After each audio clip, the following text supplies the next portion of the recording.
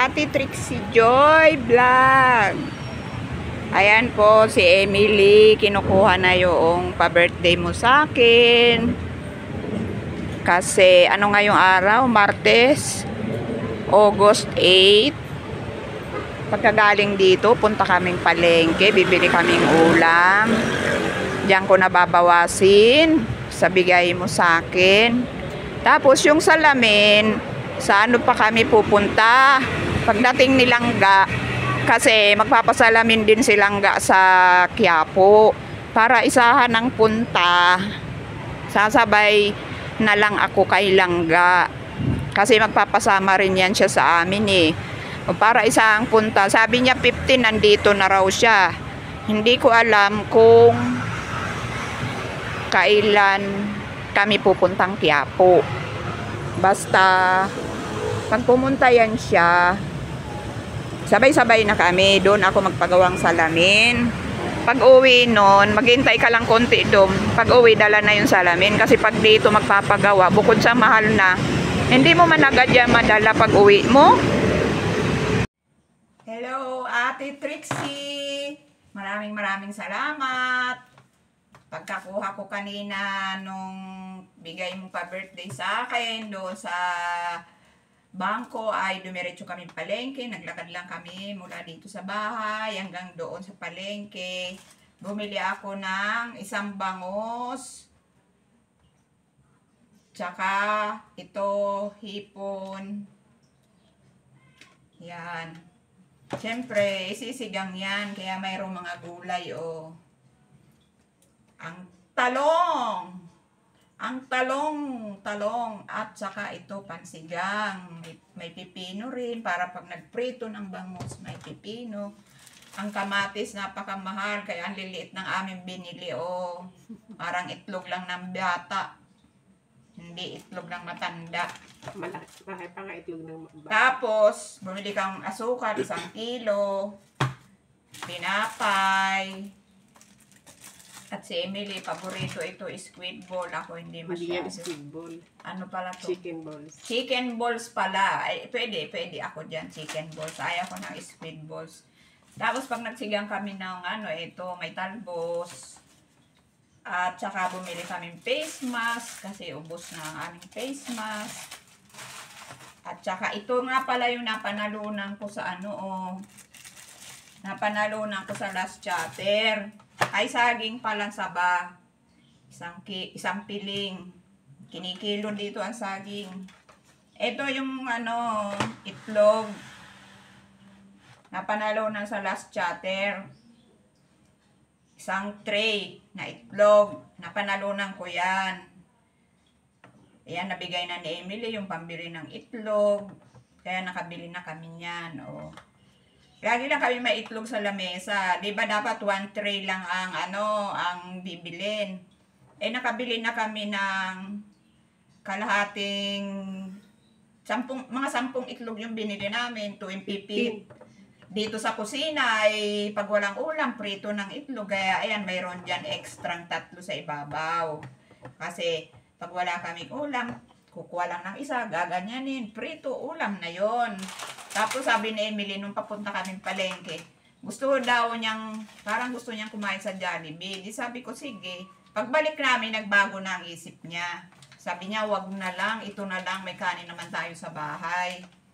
Ito Ate Trixie, ano ba ito? Hita ata to. Hitang inihaw. Sunog naman. Oh, itim. Ang itim. Pero ang tagal na daw nitong ihawan na to doon sa palengke ng Sapote. Dalaga pa raw si Emily. Ihawan na yun. Parang sa tansya niya, mga 30 years na yun. Hindi nawawala doon sa kantong-kanto na yun. Ito sa usawan. Ayan, Ate Trixie, maraming salamat. Ang akin nga palang salamin ay pagpunta pa ni Langga para sabay-sabay na lang kami. Isahang pamasahe na lang, di ba? Kailangan maging wise, maging marunong sa paggastos ng pera. Kaya isahang punta na lang, pagpunta ni Langga, ay sasabay na lang ako. Sabi niya, pizza 15 siya pupunta dito. Tapos magpapagawa siya ng salamin, sasamahan siyempre namin yun. Kaya Magpapagawa ba daw siya ng salamin? sabi mo baka? Ito, ang gulo nito. Wala man, hindi ko naman sinabi. Ba't sabi mo sumabay na lang tayo kailang Yung pala yung pupunta sa Maynila. alam sa'yo, oy. Eto na, maraming salamat Ate Trixie sa pa-birthday mo sa akin. At pag may natira nga pala doon sa pagawang salamin, hindi naman ako magpapagawang mahal na masyado kasi ano yun, pag lumabuan salamin, papalitan na naman ng bago. Every year, tumataas ang grado ng mata. Kaya, Ano ba nararamdaman? dapat every year magpapalit ka ng salamin kasi lalabo na naman yung dating salamin. Noon nga nagpasalamin ako noon, 1 year, kada 1 year, nagpapalit ako, 100 agad ang nagiging dagdag sa grado. Kasi pantay ang grado ng mata ko eh. Pag noon mahigit 300 dito, 350, 350 ang grado. Eh ilang taon na yun. Kaya hindi ko alam kung ilan na ang grado ng aking salamin. Tapos, ang matitira, Ate Trixie, ibibili ko yun ng tela. Tapos, pag nagpagawa akong salamin, ipipremiere ko pa rin yun. O kala ko ba magpapakainin mo kami? Para Nakulo. panibagong upload pa rin yung pagpapasukat ko ng salamin.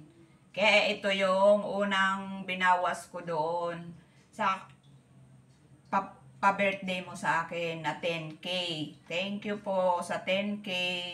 God bless you more. Sana lagi kang masigla at malakas para sa iyong pagtatrabaho ay lagi kang masigla para sa mga taong gusto mong tulungan, lalong-lalo na sa pamilya mo. God bless you, Ate Trixie. Thank you very much.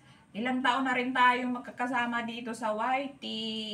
Mula nung makilala ka namin, unang-unang na-sponsor mo sa akin yung One Opti, nilaklak kong lahat. Yun, hanggang ngayon, nandito pa rin tayo magkakasama. Thank you. We love you. I love you, Ate Trixie. Peace. Ba't may peace? Ay, nagpagupit pala ako, Ate Trixie, oh. Ayan.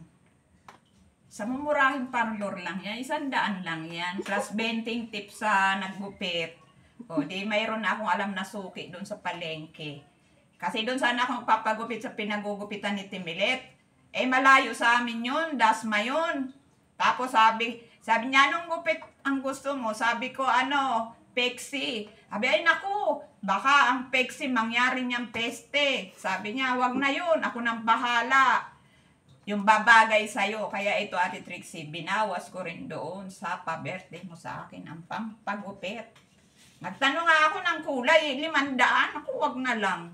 Bumibili ako ng pangkulay, tapos yung pinagtsatsagaan ko na lang kahit di pantay-pantay ang pagkakakulay ni Emily. Kaysa magbayad ako 500 sa parlor, after 1 month, papakulay ka na naman. Pwede ako magbayad 500 kung for life na yun, di mangungupas, buwan-buwan naman, kailangan magpakulay. Sayang naman yung 500, di ba?